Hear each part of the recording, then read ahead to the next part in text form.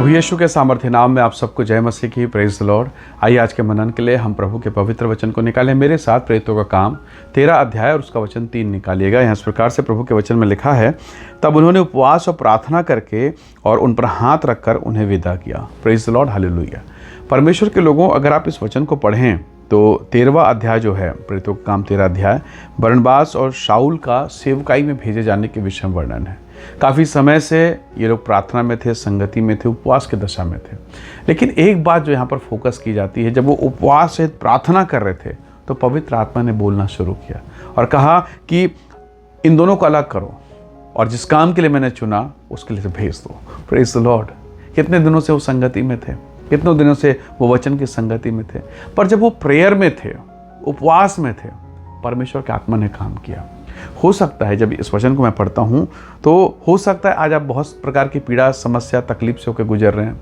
बेटी के ब्याह के लिए, बीमारी के छुटकारे के लिए बार बार एक ही समस्या आपको घेरे जा रही है। एक समस्या ख़त्म, दूसरी फिर एक ख़त्म, फिर आ जाती है। कई प्रकार की दशा हो सकती है। कोर्ट कचहरी के मामले हो सकते हैं, आपके जीवन के बहुत सारे उतार चढ़ाव हो सकते हैं। ऐसी दशा में जब आप परमेश्वर के साथ हैं, ऐसी दशा में जब आप परमेश्वर की उपस्थिति में हैं, लगातार वचन में क्या करें, तो वचन यहाँ पर हमें सिखाता है। उन्होंने उपवास किया, उन्होंने प्रार्थना किया, पवित्र आत्मा ने काम किया। Praise the Lord, hallelujah. आज आप शायद उपवास और प्रार्थना में शायद कमज़ोर हों, या उपवास कर रहे हैं बहुत अच्छे होंगे। कई बार आप उपवास बहुत लंबा रख लेते होंगे, प्रार्थना कमज़ोर है, प्रार्थना नहीं हो रही है। कई बार आप प्रार्थना कर रहे हैं, उपवास नहीं। वचन में जो लिखा है, क्या हम उसे कर सकते हैं? करके देखिए, क्या जाने पवित्र आत्मा आपके जीवन में काम करे। पौलुस ने और बरनबास ने कभी नहीं सोचा कि क्या होगा, किस प्रकार की बातें होंगी, लेकिन वचन कहता है बरनबास और शाऊल के विषय में कलीसिया के लोग प्रार्थना कर रहे हैं। और वहाँ ऐसा नहीं है कि बरनबास और शाऊल यानी पौलुस के अलावा और कोई नहीं था, बहुत सारे लोग थे।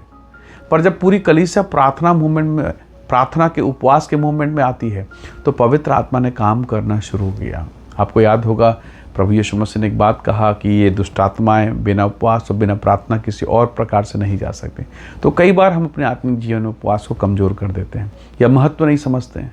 या कई बार होता है कि हम प्रार्थना तो दिन में 3 बार कर रहे हैं, पर ये 3 बार की प्रार्थना केवल खाने के लिए हो रही, खाना खाने के समय 3 बार प्रार्थना। तो ऐसी प्रार्थना नहीं, जब आप आए भर भर कर जो बयान से बाहर है, आत्मा में होकर दुआ करेंगे, आप रिवाइवल को, चमत्कार को अपने जीवन में, अपने परिवार में छुटकारे को देखेंगे। निस्संदेह हो सकता है आप कहें कि हाँ, हमने तो उपवास किया, हमने तो प्रार्थना किया, पर हम एलिय्याह के विषय में भी देखें। 7 बार उसने प्रार्थना की। जब एक बार उसने प्रार्थना किया होगा और अपने सेवक को बोला, जाकर देख पहाड़ में चढ़ के कोई बारिश का कुछ लक्षण, कोई सिम्टम है, तो सेवक ने कहा कुछ भी नहीं। दूसरी बार कुछ भी नहीं, तीसरी बार कुछ भी नहीं, चौथी बार अब तो सेवक भी शायद ये बोल रहा होगा कि एलिय्याह की प्रार्थना में अब सामर्थ नहीं है, कोई पावर नहीं है। अरे 3-3, 4-4 बार, 5-5 बार हो गया। 6ठा बार भी कुछ भी नहीं हुआ, पर 7वें बार चमत्कार हुआ। एक छोटा सा हाथ के समान गहरा काला बादल दिखाई दिया। उसने कहा अब परमेश्वर काम कर रहा है, अब भाग। हालेलुया। तो प्रभु के लोगों, कई बार आज मेरी बात को सुनकर हो सकता है आप उपवास और प्रार्थना करें और कुछ ना हो, तो निराश नहीं होना। आपको परमेश्वर के निकटता में बने रहना है। कब, कैसे, कहाँ वो काम करेगा वो जानता है। वो अद्भुत युक्ति करने वाला पराक्रमी परमेश्वर है। कितने दिन से शाऊल यानी पौलुस और बरनबास प्रार्थना में थे, सारी कलीसिया, और एकाएक पवित्र आत्मा ने काम किया। आपको स्मरण रखना है, शमूएल की किताब उसके 3 अध्याय में बालक शमूएल, क्या लगता है पहला दिन तेल डालने आया और रात के समय बैठा रहा और परमेश्वर ने उसी रात को बोल दिया होगा? रात्रि के समय आपको याद है ना, उस बच्चे से शमूएल से बात किया, शमूएल शमूएल शमूएल कहा। तो क्या होता है, क्या वो पहली बार आया होगा, तेल डाला और बैठा था और प्रभु ने कहा कि शमूएल शमूएल? नहीं, कितने दिन, कितने महीने, कितने वर्ष बीते हमें नहीं मालूम, पर निसंदेह एक लंबा समय तो उस बच्चे ने वफादारी के साथ बिताया। और तब एक रात परमेश्वर ने पुकारा।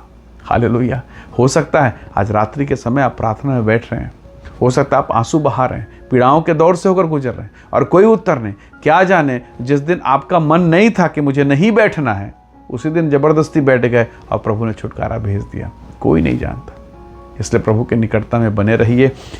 38 साल का रोगी तो ये सोच के दुखी है, प्रभु मेरे पास कोई नहीं, जब ये कुंड हिले तो कोई मुझे धक्का तो दे दे, कोई नहीं है। उसे क्या पता था कि प्रभु यीशु मसीह स्वयं आने वाले हैं। जिस कुंड में स्वर्गदूत उतरते हैं, उन स्वर्गदूतों का बनाने वाला परमेश्वर मेरे सामने आके खड़ा हो जाएगा और मुझसे पूछेगा तू क्या चाहता है। कौन जानता था, लेकिन ऐसा हो गया। तो प्रभु के लोगों, प्रार्थना में लगातार बने रहिए, अनुग्रह मिलेगा। उपवास में बने रहिए, छुटकारा मिलेगा। प्रभु का ये वचन है और ये परमेश्वर अपने वचन के द्वारा कार्य करता है। हालेलुया। सो आइए दुआ करें, प्रभु के नाम का धन्यवाद करें। प्रेमी अनुग्रहकारी स्वर्गीय पिता, मेरे प्रिय भाई बहनों पर दया कर, बीमारी, रोग, दुर्बलता, अंधकार, हर एक समस्याओं से आप इन्हें छुटकारा दें, आशीष दें और अपने वचन के अनुसार, पवित्र शास्त्र बाइबल के अनुसार आप इनसे बातें करें और एक अद्भुत और महान छुटकारा प्रभु यीशु के नाम से प्रकट हो। प्रभु आप अपनी महिमा को प्रकट करें, आप इन्हें आशीष दें, छुटकारा दें, अपनी अद्भुत शांति से भरपूर करें। धन्यवाद, आपने प्रार्थनाओं को सुना। प्रभु यीशु के सामर्थी नाम से मांगते हैं, आमीन आमीन। प्रभु आप सबको बहुत ऐसे आशीष दे। परमेश्वर का अनुग्रह आप सबके साथ हो। Praise the Lord. जय मसीह।